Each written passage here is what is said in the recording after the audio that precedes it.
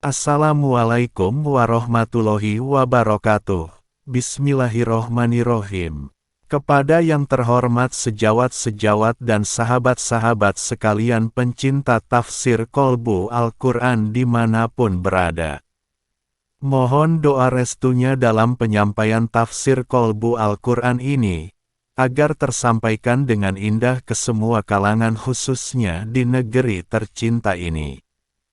Perlu kami sampaikan kepada pencinta tafsir kolbu Al-Quran, bahwa kami dalam menyampaikan tafsir kolbu Al-Quran ini tidak sekalipun mempunyai motif dan meminta imbalan.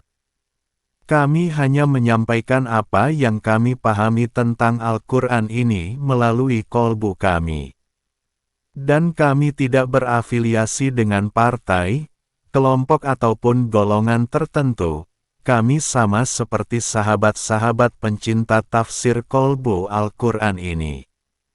Kami hanya mengharapkan ridho Allah, dan mengharapkan terwujudnya hidup indah di negeri ini sebagaimana janji Allah kepada makhluknya manusia, yaitu hidup indah yang pernah diwujudkan keberadaannya oleh rasul-rasul dan pendahulu-pendahulu kita.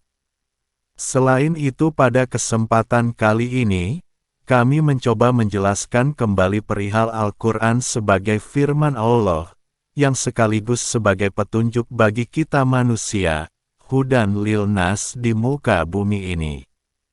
Petunjuknya itu menjelaskan bagaimana seharusnya manusia memperlakukan alam ini sesuai petunjuk Allah, atau sesuai petunjuk Al-Quran. Ada beberapa bagian yang dijelaskan di dalam Al-Quran melalui tafsir kolbu ini, yaitu bagian yang pertama dijelaskan di dalam surah Al-Hadid bahwa, Dialah Allah penguasa alam semesta yang telah menciptakan alam ini dalam 6 periode, masa, waktu, yang prosesnya tersimpan lengkap dan utuh di Ars. Dan Allah juga menjelaskan atau menuangkannya di dalam kitabnya Al-Quran, yakni sebagai bukti kebesarannya dan sekaligus sebagai petunjuk hidup manusia di bumi ini.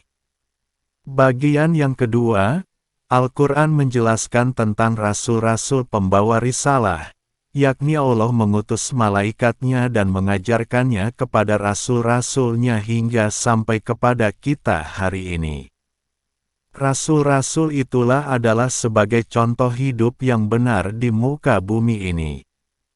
Juga di dalam Al-Quran menjelaskan atau menerangkan tentang contoh manusia-manusia yang menyimpang dan mendustakan ajaran Allah.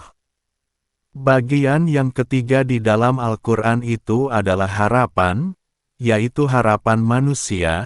Harapan kita padu dengan harapan Allah yakni hidup benar berdasarkan contoh rasul-rasul dan pendahulu-pendahulu kita, yang sampai saat ini, harapan itu terus berlanjut.